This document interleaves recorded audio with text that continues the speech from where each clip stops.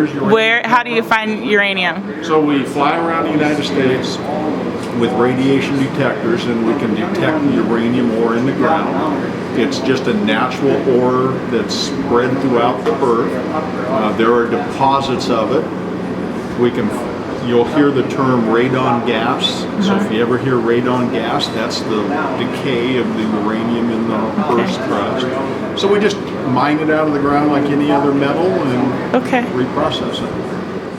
This has become a national historic landmark, soon to become part of the national park system. So if you visit us next year, you will see us perhaps under the big arrowhead of the national park system. But currently we're in the same category with the Arizona, the White House, the Alamo, and you might say that you're standing right here where I'm not fighting here, but where the discipline of nuclear engineering started. Because in 1943, when the Manhattan Project started, this was one of the large projects that were part of that effort. Back then, the country was on a national footing to survive the World War. And this was one of two approaches to creating an atomic weapon. The other was the production of the isotope of uranium that could undergo fission and release a tremendous amount of energy. But they also reasoned that it was possible that if we could produce an entirely new element called plutonium, that it also would be a material that could be used for fissioning. And so a whole organization was set up just to look at how you would produce this new element and how it could be done on a production scale. And it's so new that they decided they couldn't use the normal contracting of a contractor to design, a contractor to build, a contractor to operate. They reasoned that they had something that was so new, there was only one contractor in the country that could do that, and that was the DuPont company. And they approached them, and DuPont said, "We don't need it. We've been 20 years trying to live down the reputation of being merchants of death because of what we had accomplished in World War I. The government came back and said, "You're the only people that can do it." And so DuPont said, "We'll do it under three conditions. One is, as a corporation, we will get $1. Secondly, we will get a letter from the President of the United States saying, you have to do it." And the third thing was that within 6 months after the war, we're out of here. It's not a business we want to be in. We will build it, but somebody else will have to tear it down. And in 2 years, I better not gloss the story any more than it actually is.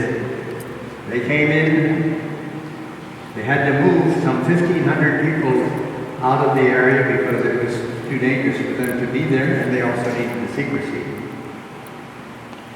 They built a construction camp here that was the 4th largest city in the state of Washington.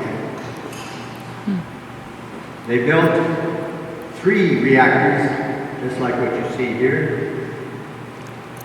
and a separation plant to separate a material they had really no knowledge of. It had only been produced in microgram quantities, and here they had to do it in production quantities. And they did all of this in 2 years. Made enough plutonium that it could be tested on the 16th of July in New Mexico.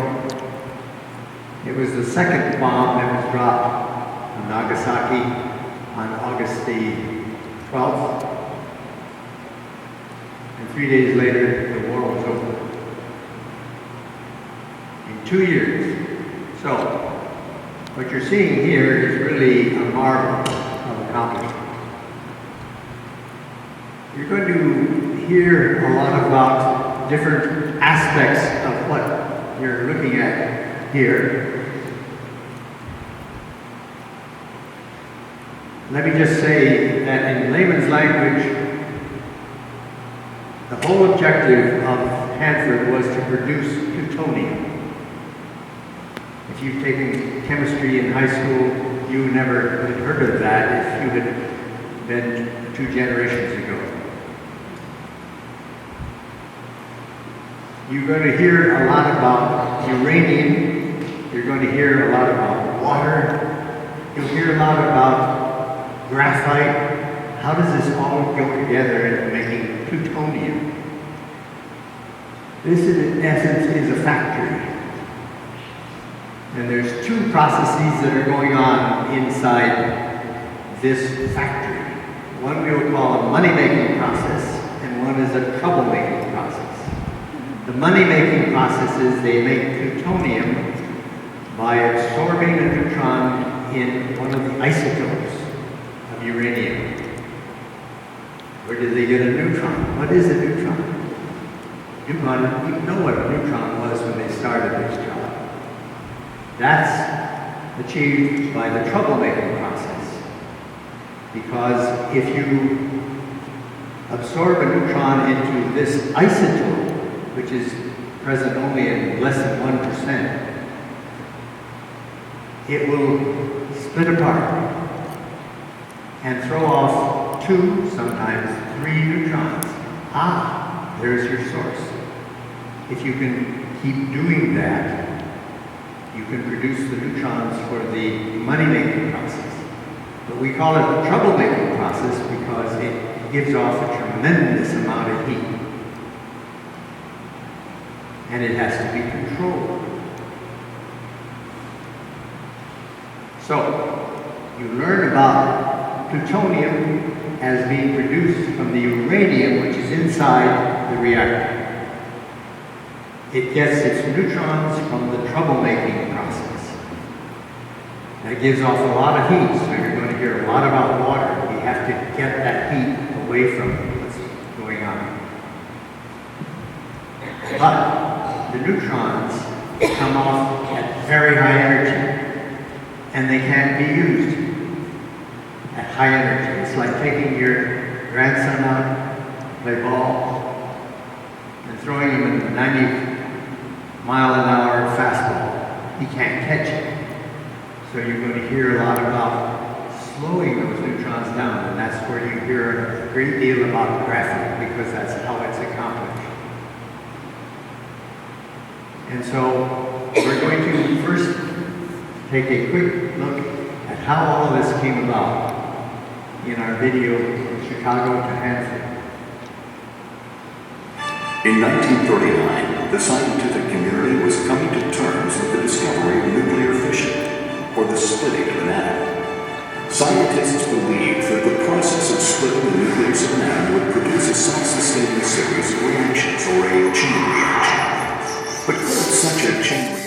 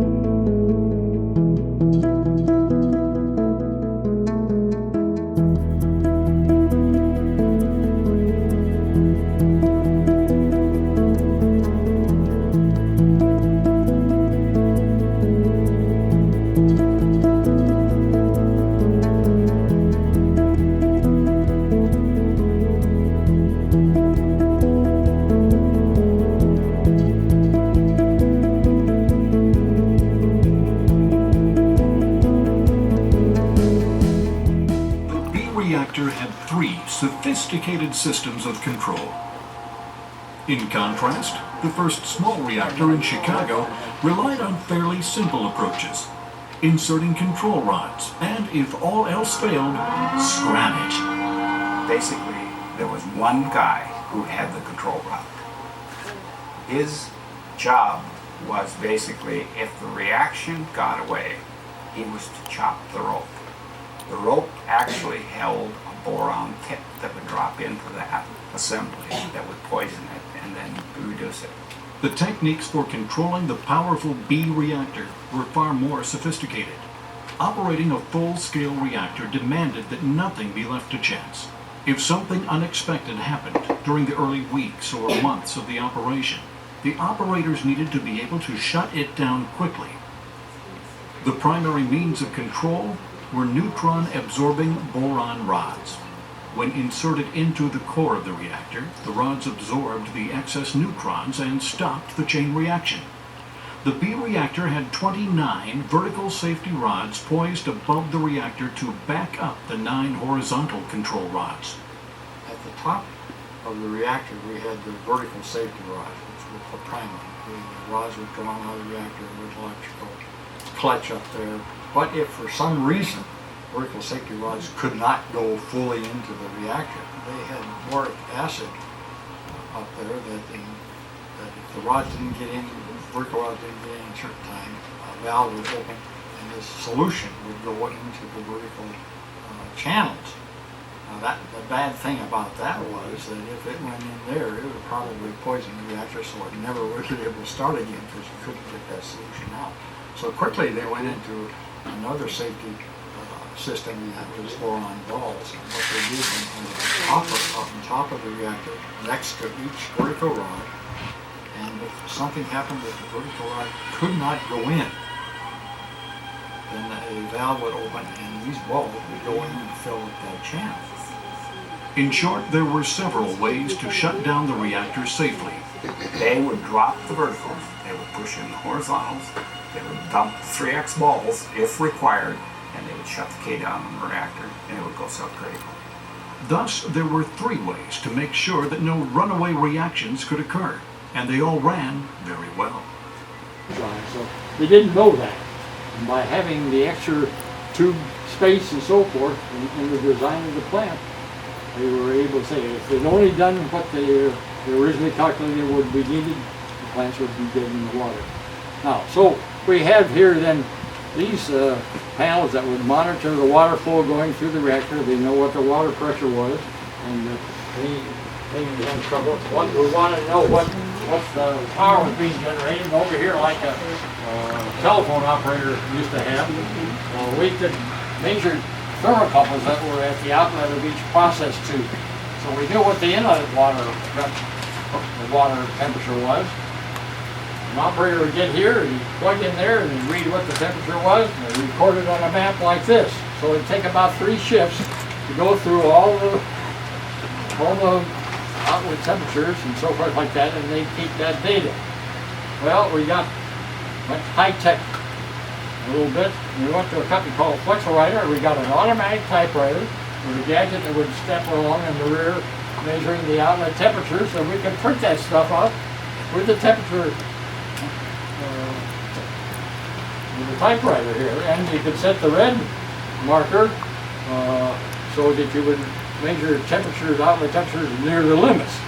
And you could see where the hot spots were in the face of the thing, so then you could use your control rods. This is an example of the 9 control rods. If you had a hot spot, say over here someplace, and you had this rod, it was basically like this. You could push that rod in a little bit and to cool it down. You could put it in to cool it down. And then you'd pull it, while you're putting it in, you'd pull one else water and maintain the power level where it was cool. So there was ways where the operators and people that were observing these sort of things, you could maintain the things so you would not have any tube going in the boiler. And so that was one of the nice high-tech things, and by doing that, I freed up a couple more operators to go around and check things, because in those days we didn't have computers. So we had people, and people were doing the monitoring. And they were checking gauges, checking this, checking that, to make sure everything was working right. And then I want to point everybody, we have an open panel over here. You could look at some of the wiring that was done on measuring things. So.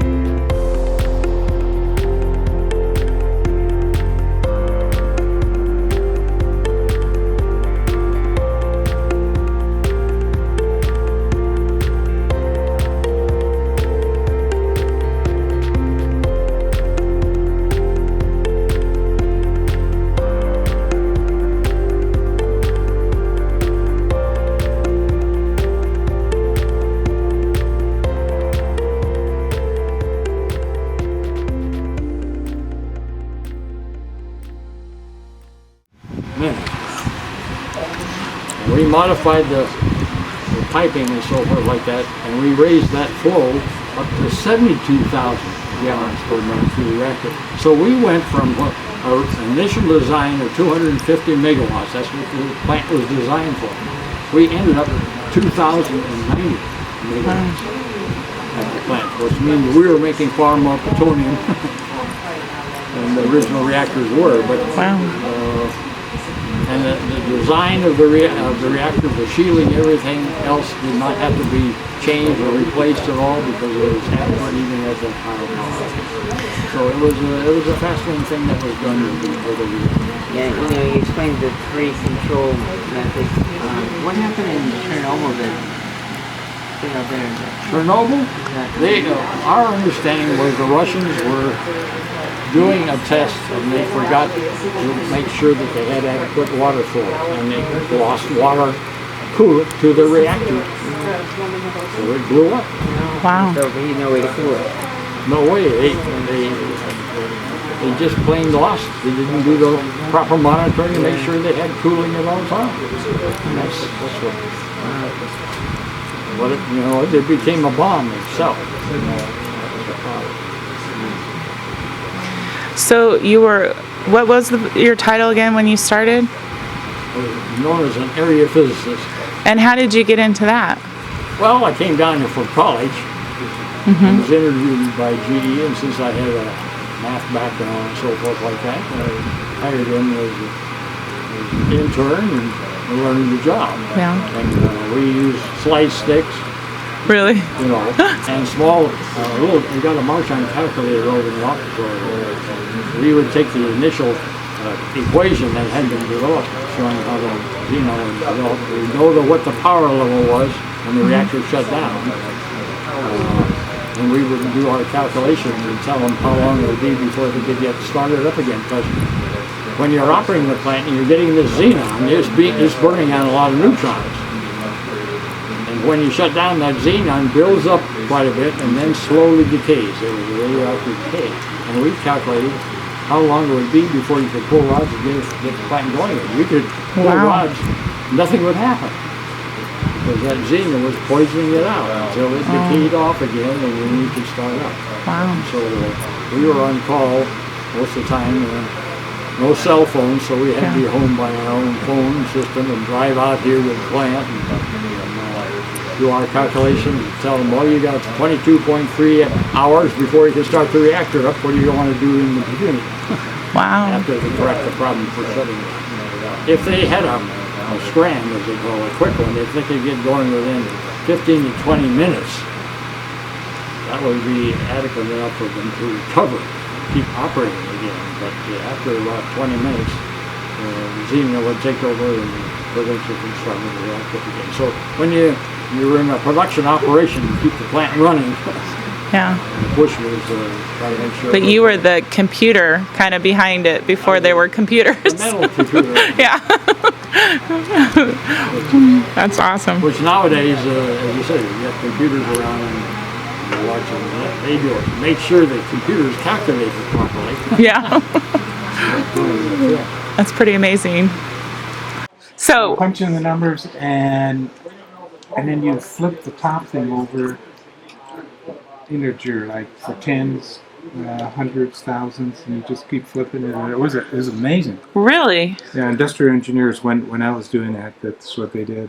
Yeah. So when do you The think first that was type of produced? Like, Oh, probably maybe the late 30s, 40s, and then it was still used probably until everything got replaced by Texas Instruments calculators. that's Probably amazing. that was probably in the late 50s to 60s. Oh. Yeah. You don't mind being, right? No. That's amazing. Constantly improving. But Yeah. near the end, we rather than just counting on the thermocouple at the end, we had a thermal detector replace it, and it could measure the temperature, and so if it got above a certain point, it could also trip the vertical rods and shut it down. So, you had all So this was these- like another system. another backup to the Wow. system to make sure you didn't create a problem. That's neat. But that was a development that They had in process. they had in process and working on.